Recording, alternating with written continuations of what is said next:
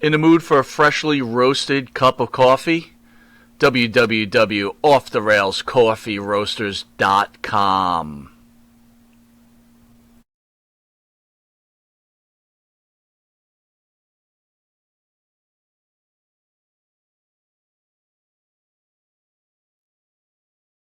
Tired of that same old breakfast, lunch, and dinner? Same old tasting scrambled eggs, burger, that dinner steak, ribs, or pork chops? Why not add a little bit of spice or just a touch of heat to make the difference?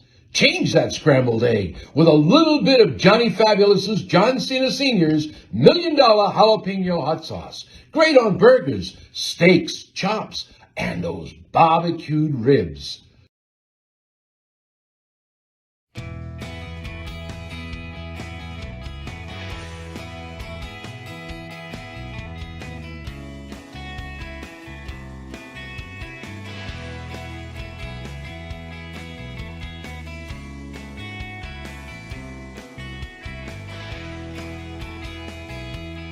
We've been friends, seems like forever, and we've had our share of laughter through the pain. But look at us now, on a Sunday time. Have we seen our finest hour? Good times surely will come. All I know is people talk without listening. What I'm saying is life's too short to live in these extremes. Have we seen our finest hour? Good times surely will come. And all through the night, I wondered and waited. Say, fake news. Boston wrestling is fake news. Divided we fall to wait here for you, holding it together, just like a desert flower, waiting on the rain to come. And all I know is anger, lies, confusion. And what I'm saying is you don't realize what this means. Have we seen our finest hour? Good times surely will come. Just like the desert flower, waiting on the rain to come. Shower. Brody walked in behind Jose. As soon as Brody stepped in the shower, this is what I hear.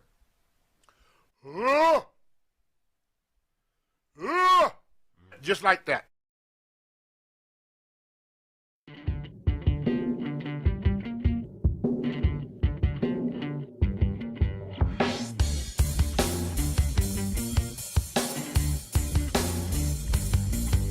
Straight to the top. We're living this life, not just dreaming it, we're doing it for real. Straight to the top. Working hard every day just to live a better way.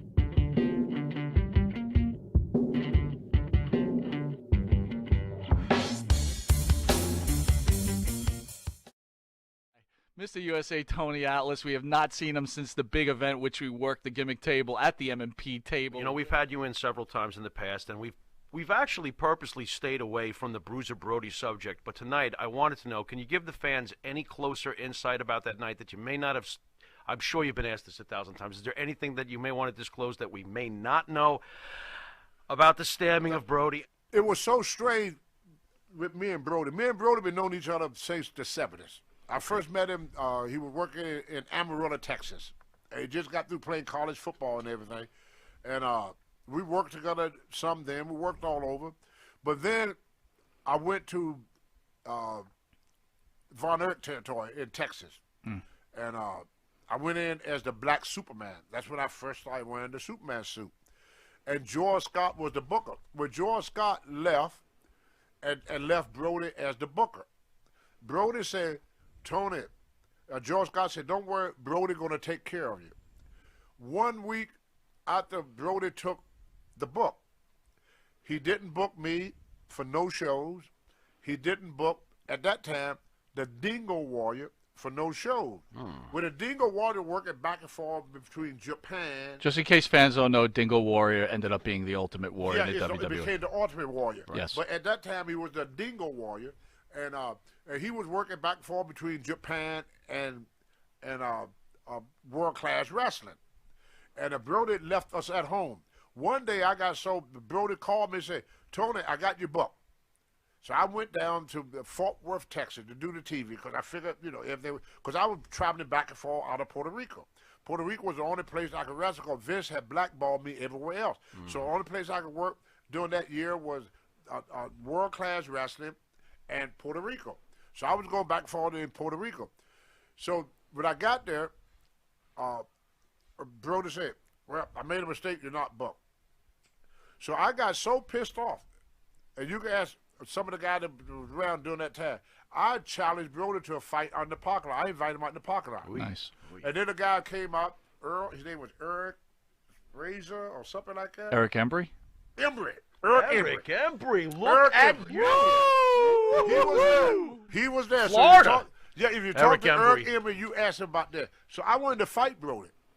So I called out the parking lot. Earl Embry came out and said, "Tony, you better leave. They called the cops on you." What? And I said, "The cops." They said, "Tony, Okay. these cops will shoot you. Ooh. Get in your car. Get out of here." I got in my car. I left. I didn't see Brody anymore until he came back. He came to Puerto Rico. So he was there for the whole week. I didn't say nothing to him the whole week. Finally, we was in the gym working out. Brody walked over to me. I laid the waist down. I figured we're gonna go at it. Oh boy. He held his hand out to me. He said, "Tony, I'm sorry for what happened to you in Texas. I had nothing to do with that." He said the reason that they got rid of you and the reason that they will not book the Warrior is because both of y'all got better physique than Curry Von Erich. See, Curry was in an accident. He wrecked. He was in a auto accident and he lost 1 foot, so he was out of the scene for a while. So now he's coming back. Well, Curry had a great physique too. Yeah. So the Ultimate Warrior was lucky. He went to Vince and became the Ultimate Warrior. I went to Puerto Rico. So after me and Brody, we talked everything. He said, "But I promise you, Tony, I promise you, things will be different here." He said, "I waited a long time to get in down here." Now, I knew then he wasn't talking about wrestling because he'd been wrestling there for years. Promoting? He bought in. He gave them money he bought some of the territory. He bought some shit. So whose shares did he take? From what I hear, I'm not for sure because I'm not in the office. I hear he took Gorilla Monsoon Wow. shares because Monsoon had shares in there. So he bought, I think, was Monsoon share. Now you talk to Abdullah, the butcher, lab piece of he's going to say it didn't happen. but that's him. He got to live with that. So anyway, we shook hands and everything, and then we left and went back to the hotel. Well, I went upstairs, showered and everything, got dressed, and I told the guy at the gym, because he said, I never saw you wrestle. He said, I'm coming tonight to watch wrestling. I said, "You want to get in free?" He goes, "Yeah." I said, "Why don't you give me a ride to the arena? That way you can get in free, and then later on we go out and get some paella. Paella is like rice with seafood in it. Okay. Very good." Okay. And he said, "Oh, great." He said, "I know a great place make the best paella." So he said, "You mind if I bring my wife along?" At that time was his girlfriend. I said, "No, go ahead." So the guy pulled up to get me. I came out of the hotel. It was called the Tanama. And Brody and Dutch Mantel was sitting on the steps. So I said, "Brody, why you staying here?" I said, I'm always late. How come you late today?" He said, "I'm waiting for Jose to pick me up." Now, man, you out there, Fat, Jose is the man that murdered him. He was waiting at the hotel for his murderer. He had no idea. They rode together all week. They rode together the whole week. So Brody had no idea. So I got in the back seat, me and Dutch Mantel sat in the back seat. The bodybuilder, the guy that owned the gym, I think they call it the Muscle Factory or something like that. The Okay. Muscle Factory. The girl slid over to the center, and Brody sat in the front seat because he's so big, he couldn't fit in the back. So me and Dutch had to get in the back seat. Mantel would tell you the same story. He was there. So we get to the building, and as y'all know, I do artwork. So Mark and Jay Youngblood had contracted me to do a picture for them. So I was putting the finishing touch on the picture. Bruiser Brody walked over to me and said, "Wow, I didn't know you drew like that." He said, that looked just like them guys. He said, "I had pictures done of my son before, but it was character draw with the big head and a small body." He said, "Can you do one of my boy for me, my son?" I said, "I can have it done for you." I said, "I'll be finished with this one in about a few minutes, and I get started on yours now." I said, "Give me the picture. I start on it now." I said, "We got another week here. Before the week is out, I have your picture done for you." He said, "What I owe you?" I said, "Nothing, brother." I said, I just like to draw. I said, "I don't charge, my friend." So Brody said, "Okay." So as he reached in his pouch to get his picture, by then Jose, I skipped the part. When me and Brody first walked in, Carlos Colon, Victor Jerica, and Jose, the murderer, they were sitting like in a football huddle. When Brody came through the door, they all did this. Like they saw a ghost. Jose got up, left out of the dressing room. Didn't pay no attention. I went down and started doing my drawing. So Jose come back into the dressing room. He had a towel over his hand. And he came up to Brody. He said, "Brody, can I talk to you, por favor?" Por favor is Spanish for please. Very nice, very relaxed, very respectful. So Brody, very nice, turned around and go, "Okay." And Brody turned, and I was reaching to get the picture. So like say the picture was coming, I almost had the picture in my hand, and then when Jose called it, Brody turned. But he still had the picture in his hand. And Jose walked in front of Brody into the shower. Brody walked in behind Jose. As soon as Brody stepped in the shower, this is what I hear.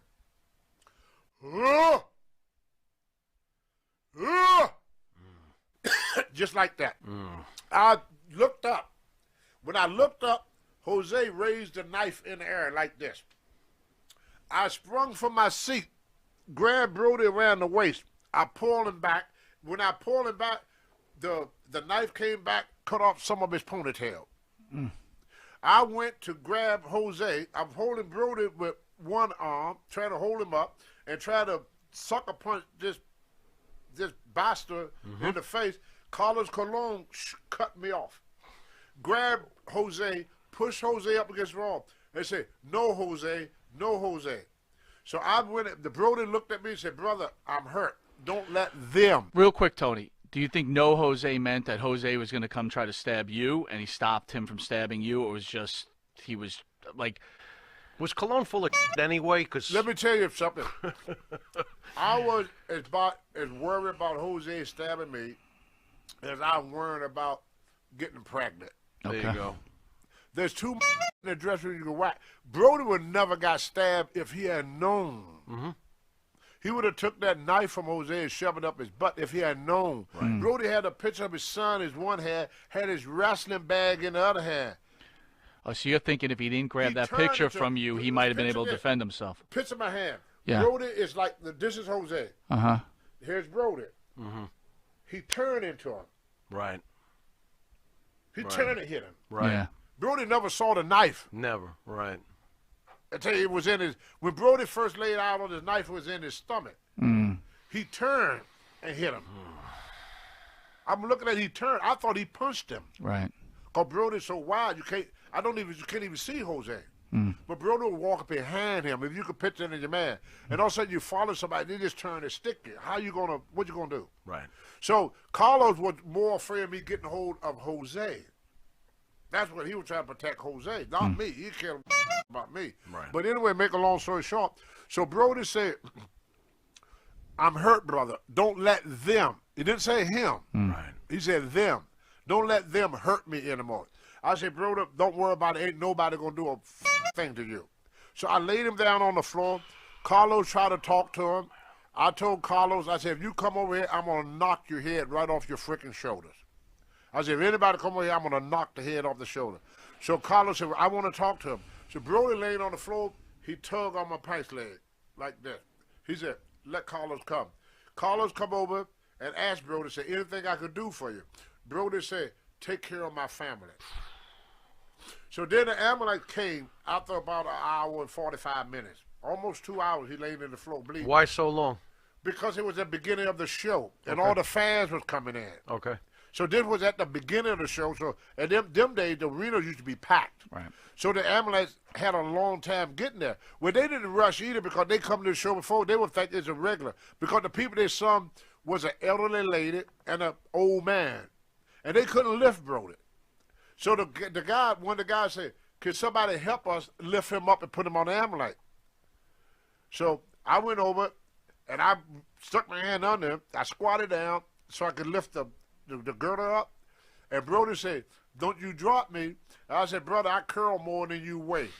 So he got a little smile on his face, so I put him on the ambulance.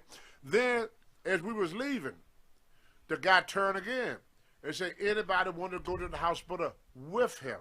Every wrestler in that dressing room turned their head. Right. They turned around. Yeah. I got on the ambulance. I'm on the back. And it was this Mexican guy was called Hercules somebody. I can't remember his name. He had a son, Miguel Perez. But anyway, I saw him.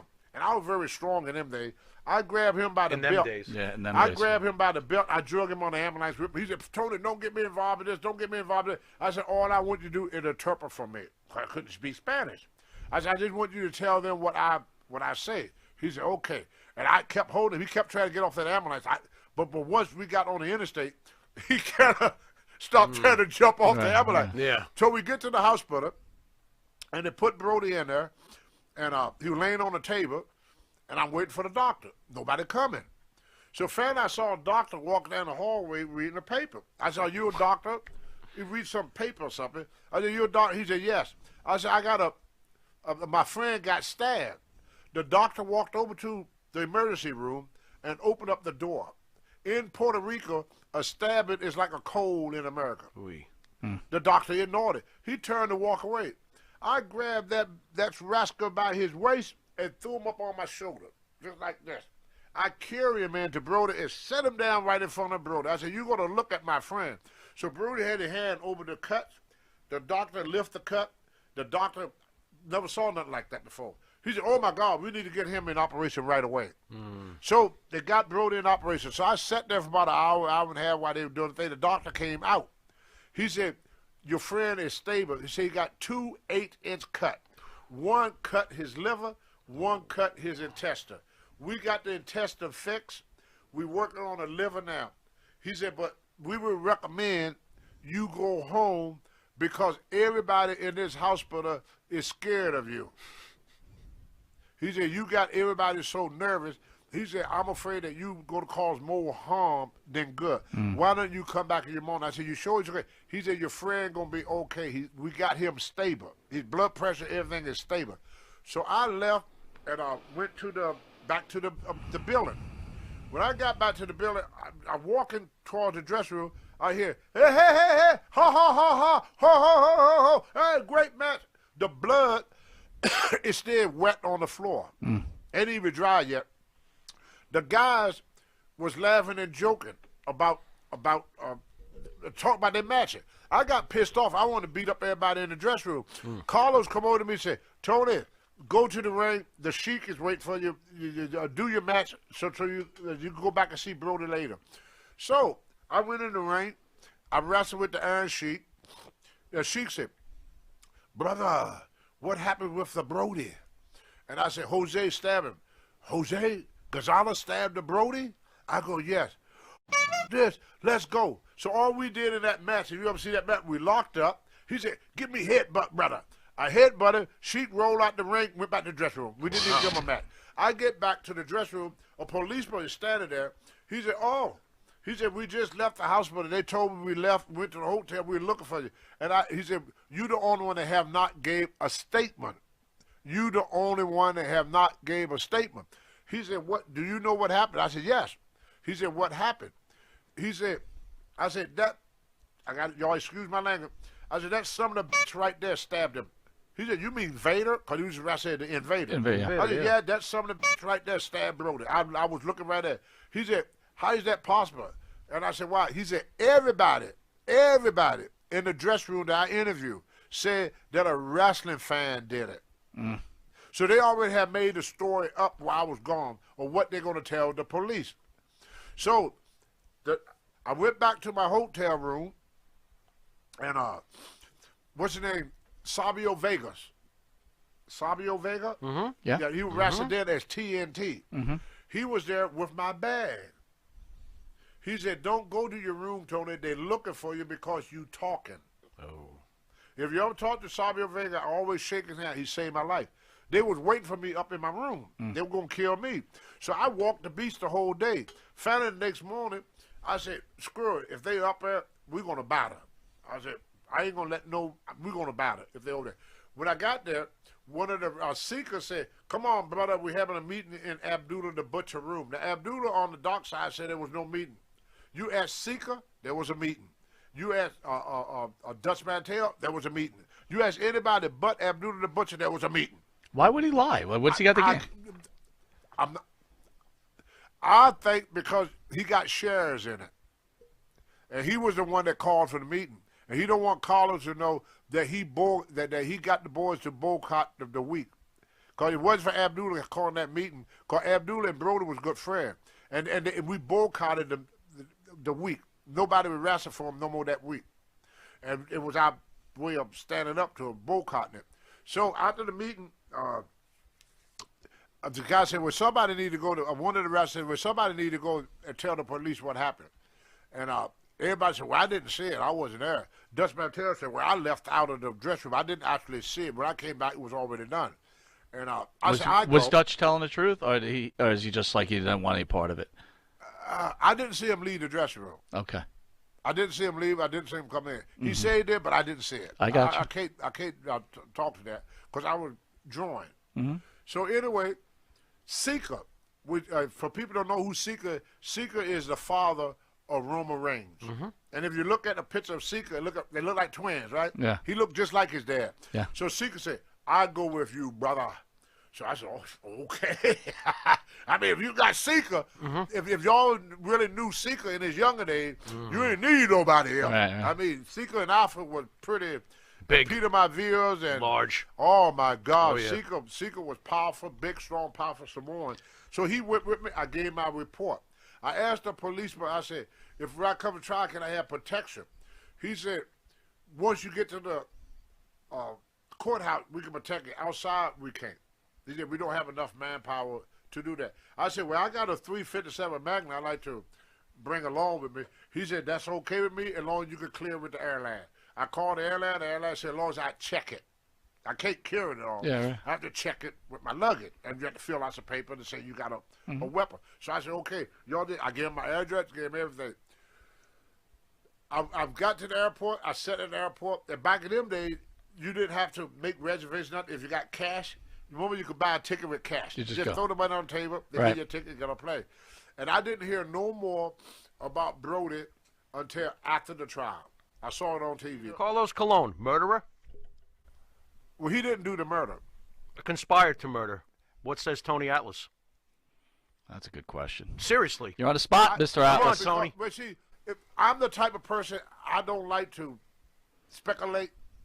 I only like to talk about what I could prove and what I could do. If I call that man a murderer, he take me to court. How am I going to prove it? Understood. Now, you did say can't- something interesting I earlier, though. can't You prove said it. you were afraid that they were after you. And you That- felt but that- who's I they? kept- I Is it kept hearing the Carlos? term- Is it with the Gon- term, I kept hearing the term both from Brody when he was down. He said, "Don't let them hurt me anymore." Them. He said them.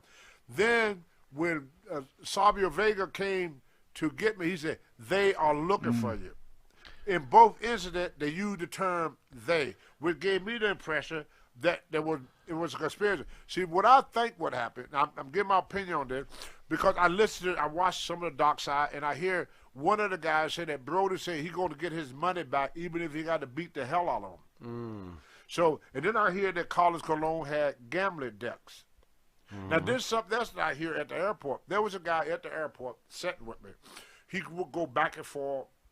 He was a nurse's assistant, CNA, and he said, "Man, I'm sorry about what happened to your buddy." I said, "Yeah." I said, "The doctor." I said, "They should sue the hospital." He said, "They had the guy stable." He said, "No, it wasn't the hospital." I said, "It wasn't." He said, "No." He said, 2 seconds after you left, 2 seconds. He said some security people came and told us stop working on the wrestler. They went to the hospital and finished the job with this guy, this orderly. Is that what you call him, orderly? He told me that. He was there. So let me ask you: have you ever, after this is all said and done, and you're still wrestling, you ever run across Carlos Colon again? Yeah. And what's your feelings there? Are you just How like awkward is that? Or is it I just just the watched business? The business just made you Well, see, indifferent after? I don't mean to bring race into it, but Okay. me being a black man, I can't do what other people do. Okay. I can't. Carlo is rich and powerful. I'm a poor old black man. Whatever happened, they're gonna blame me. I can't do what they do. Like when me and Tommy Wi-Fi Rich go out and get drunk and miss a show, they fire me. They made Tommy world champion. You understand? I learned Unbelievable. that. A lot of people don't want to believe that's how the world. So you felt helpless kind of during this. I was helpless. That's you know. interesting. So the best thing for me to do, I had nobody on my side. Okay. Even I noticed Brody didn't have one friend in the world, not one. Everybody turned their back on him that day.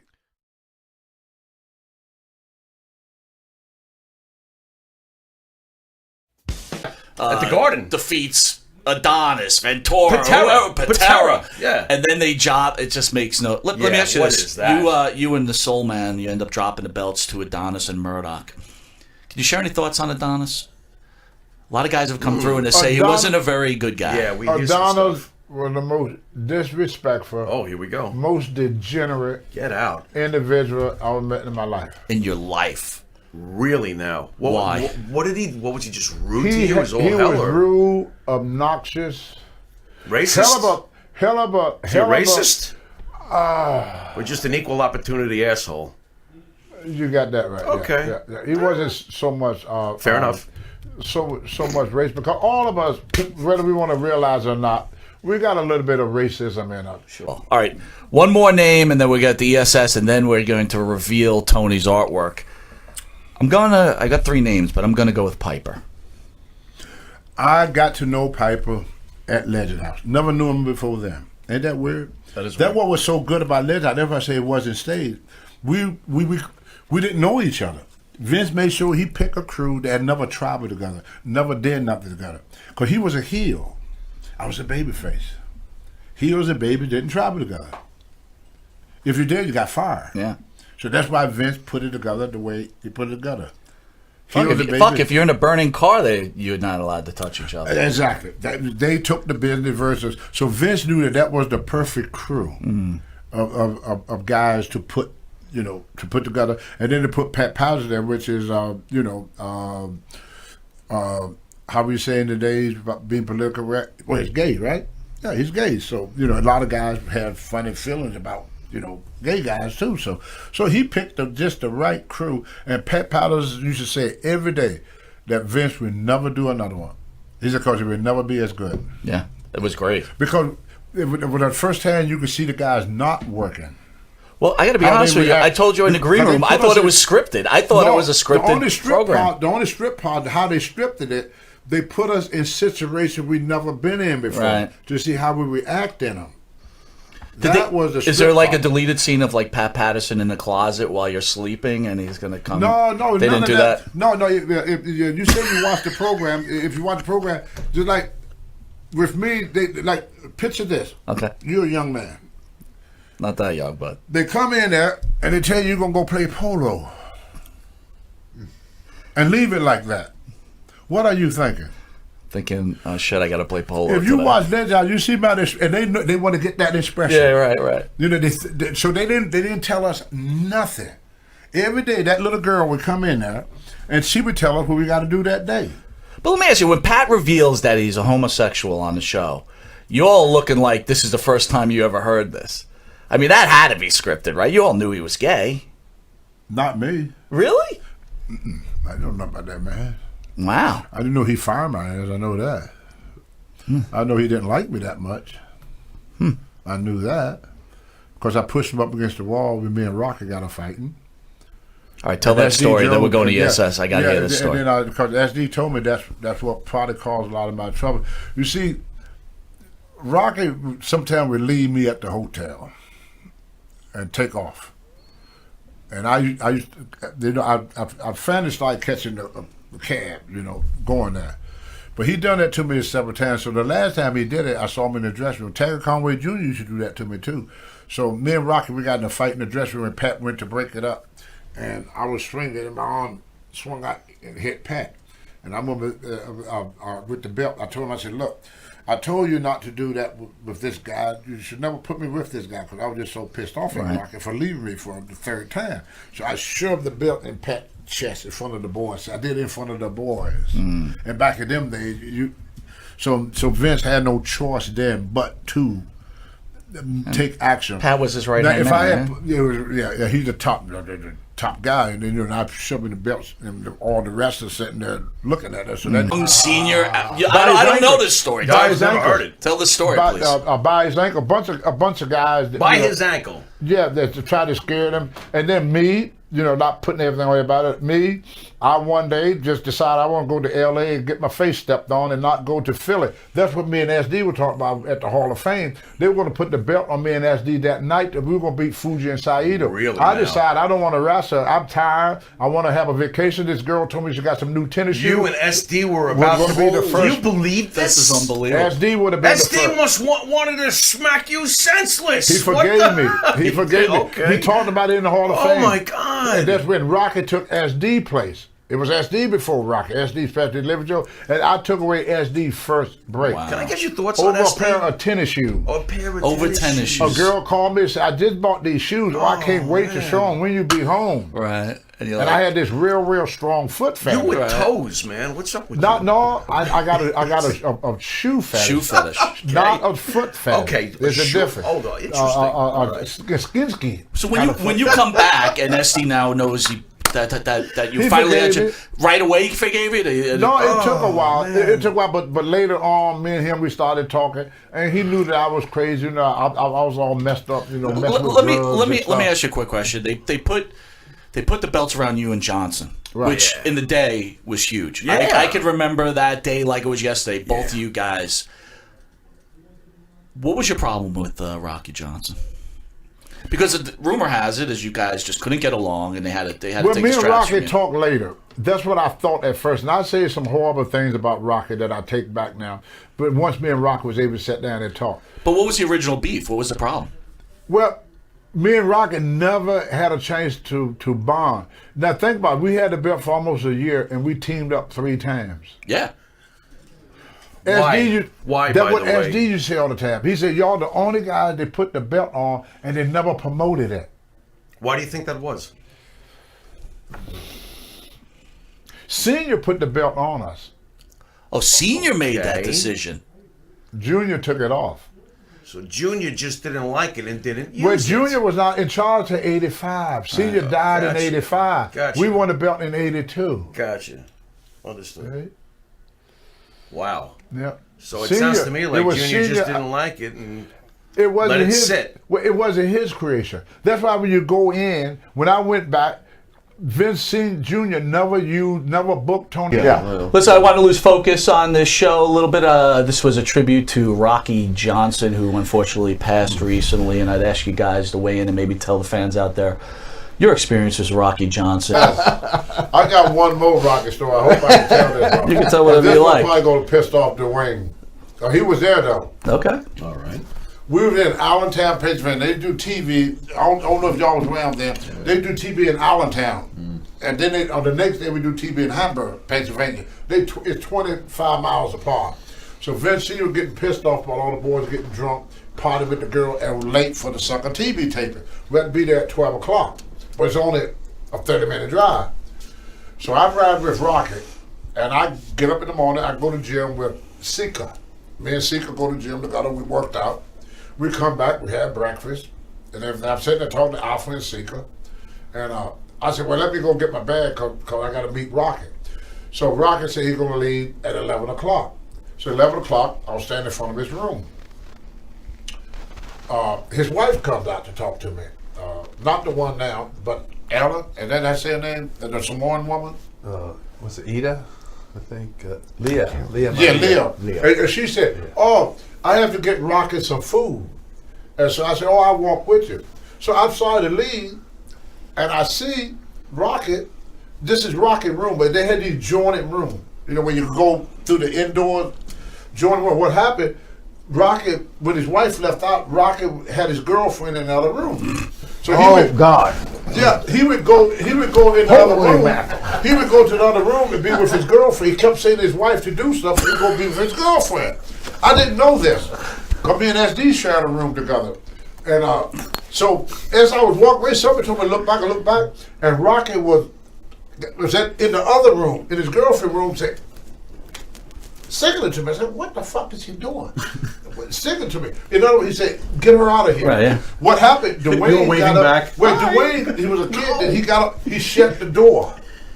Now Rocket can't get back in. He had to come outside to go into the room. Oh, man. You understand what I'm saying? Yeah. She's thinking Rocket is up at the restaurant. right. So she get ready to go to the restaurant to get Rocket. Said, "Rocket went to get the food, let me go up here and get him so we can go." She's going to walk me back to the restaurant. Rocket is not at the restaurant. He's in the other room with his girlfriend. So finally, back up a little bit, Vince made it, because guys were late for the show, he said, anybody that's late for the show, he's going to charge them $500. So I didn't want to be late. That's why I was at his room at 11, because he said he's going to leave at 11. So anyway, I go back. I walk up to the room. When we got halfway to the restaurant, Rocket said, "Where are you guys?" He come out the room. "Where are you guys? I've been waiting on you all day. Where the fuck you been? Come on, we gotta go." So we get in the car. We drive like hell to get to Hamburg, and this girl is following us the whole time. It's following us. I look back and who the fuck is this girl? So we get out. We walk there. Vince Senior is standing there at the door, pissed off. You could tell when the man had these handful of silver dollars, and he do them like this. Silver dollars, he going just like this. I can tell he's pissed. Robert said, "Don't worry about it, brother. I'll take care of it. I would explain to Vince so you don't get in trouble." I said, "Okay, thank you, Rob." So I go in, not know nobody, get dressed and everything, went and did my match and everything. On the way back, Vince Senior called me and said, "Tony," he said, "I'm going to have to fine you $500. I'm not going to fine Rocket because it's not his fault. It's your fault. The next time you want to go to the gym, go earlier." Oh, my God. That was Vince. You know what he did? No, I know what it did. He went and told Vince that he was late because he had to wait for me to come from the gym.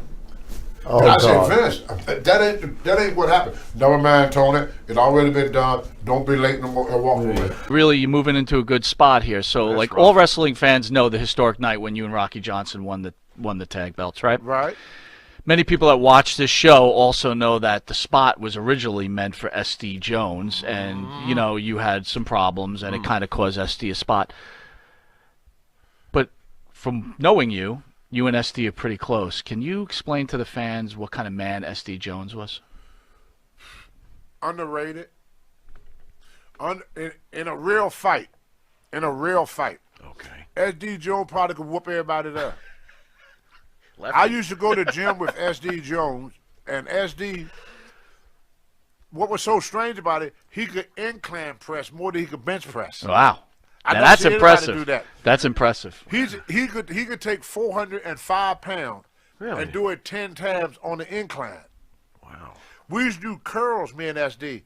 SD used to take 225 pounds and curl it. I was squatting 600, SD squatted 600. You were my training partner. Was SD a true friend? SD was definitely a true friend. So there are friends in wrestling then. There are friends in wrestling. I'll tell you a story. I'll tell you a story about SD. When Vince first kicked me out of wrestling, I went I called Vern Gagne out in AWA. He said, "Yeah, I would love to have you in, Tony, but it's gonna be a month before I bring you in." So I checked into the Ramada Inn on 49th and 8th Street. SD told his wife where I was at. His wife, Kate, and I talked to her frequently. Kate said, tell Tony to come here and stay. I don't want him, he ain't going to have no money left. He paid $500-$600 a week at that hotel. He could come here and stay. So SD came and started packing my bag. I said, what are you doing? He said, Kate wants you at the house. Kate wants you at the house. We got to go. Got to go to the house. Kate, got to go to the house. There it is. Kate wants you. Kate wants you. Yeah, that's what SD. And so he's like, help me pack my bag. So I slept in his son's room. His name was Jermaine. So they gave me his son's room to sleep in. Well, I didn't just lay around. I mean, I did yard work. I helped Kate around the house. One day, SD came home. He said, I think I've lost my job. I said, why is that, SD? He said, Vince Jr. told me this. If I don't get Tony Atlas out of my house, he's going to fire me. What? Why? And I said, what you tell Vince? He said, Tony, my friend, I can't do that to my friend. So I said, well, no, SD, I don't want you to lose your job for me. I said, I go back to the hotel. And luckily for me, SD cousin, they call him Bigfoot. Because he had these, like, size 50. He says, do you have any stories of your friend SD Jones? I don't know how you can. SD Jones and me, we travel all up and down the highway. But there's one story that I want to tell, because it includes Rocky Johnson too. When that SD had a nickname, they called him Bike. Because the guy raced him one time, the guy was on a bike, SD was on foot, SD beat him. Oh my Lord. Called him Bike. Me and SD used to go to the gym together, and SD was an amazing person. SD bench pressed 400 pounds, but he could incline 400 pounds too. Wow. I used to squat 400 or 500 pounds. SD used to squat 400 or 500 pounds. I know, and we traveled together. SD the one that helped me to get started. And one time, this is a real good story about SD. When Vince first fired me from before I went to AWA, worked for Vern Gagne, they asked SD, said somebody, SD was talking, said, yeah, Tony is staying at my house now. So first he got ribbed a lot. Everybody started teasing him, hey, you let that Atlas stay in your house, you out of town, he's there with your wife, you know something going on. And he said, I trust my wife, I know my wife, I trust my brother. So they kept teasing him to try to get me kicked out. That didn't work. So one day, Vince, not Vince Sr., Vince Jr., told SD Jones, you kick Tony Atlas out your house or I'm going to fire you. What? SD came home and told me. And SD said, well, I told him, I can't kick my brother out. So I said, well, SD, don't worry about it. See, because SD wife, Kate, wanted me to come and stay at the house because I was staying in the hotel. I was spending, like, at that time, $500-$600 a week while I was waiting to go to AWA to work for Vern Gagne. So she said, you need to save that money so when you travel, while you come and you can stay here for the couple of weeks you got. So I went and stayed at SD house for a couple of weeks. And then Vince threatened SD if he didn't kick me out the house. Vince said that he was going to fire SD. So I told SD, I said, SD, I will leave and go back to the hotel. Don't you sacrifice your job for me. So I said, and so SD had a friend that was sitting there, and we used to call him Bigfoot. He was probably about 6'4", but he had these size 13 and 14, big ass feet like this, you know. So they call him Bigfoot because he had these big old feet. So Bigfoot said, well, he's only going to be here for about another couple of weeks before we go to Minnesota and work for Vern. So I went and stayed at West Virginia, Bigfoot house. Yeah, stayed at Bigfoot house, and then SD was able to keep his job. But they're going to fire him, and I wasn't even around the business then. Wow. So yeah, and I think SD was one of the guys that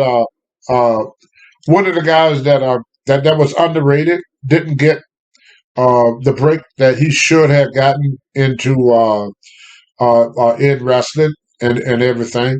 But we only got a couple more minutes left in this segment, but I don't know how much you people enjoy some of these conversations and some of these stories. Wrestling have been a great career for me, it was the best thing ever happened to me. With all the ups and downs, I wouldn't change a thing. Well, maybe some things. A few things I would change, but not much. I'm pretty content with my life. When I first started in Bennett, they said you have if you finish this business, Tony, and you have one friend, consider yourself lucky. Well, I feel very, very lucky because I don't just have one friend. I got many, many friends. I'm gonna ask Larry to show me something. Get that picture of the Orton, Larry. It should be buried under there somewhere that I just drawn. Yeah. A picture. I'm gonna tell y'all this story. I just did this for a good friend of mine. This here is Bob Orton Sr. That's Bob Orton Sr. That is his son, Barrio. Now, Barrio didn't become a big star so much in the USA, but he was a big star in Canada. And right next to him, of course, is Randy Orton. And then that's Bob Orton. So here's the whole Orton family. Here's the father, Bob Sr., and here's the two sons. Grandsons. No, this is his son. No, that's his son. Those are grandsons. No, Bob is his son, and Barry is Bob's brother. I get it. Randy is the grandson. I'm sorry. Randy is the grandson. Yes. This is Randy's grandfather, and these are his uncle. I mean, this is his father. It's Randy's father, and that's Randy's uncle. That's Barrio. That's Bob's brother. See? And I just did that for him. Well, anyway, what I would do with wrestlers, I would send them a print, and I would ask them to sign it for me. So Bob, being the guy he is, he signed the print for me. Randy signed the print for me, but then he sent me the written back. I said, Bob, the written for you and Randy. Oh, okay. Thank you, Tony. So I have to be on the picture about the great wrestling family. Now, I'm going to be showing y'all more family portraits that I've been doing of wrestling. I'm working on now the Von Erich, the Minnesota Rec Crew, and guys that made a life of this business. So this is Randy's grandfather. That's Randy's father, and that's Randy's uncle. And that is the Cobra, Randy. And once again, we want to say Merry Christmas and a Happy New Year.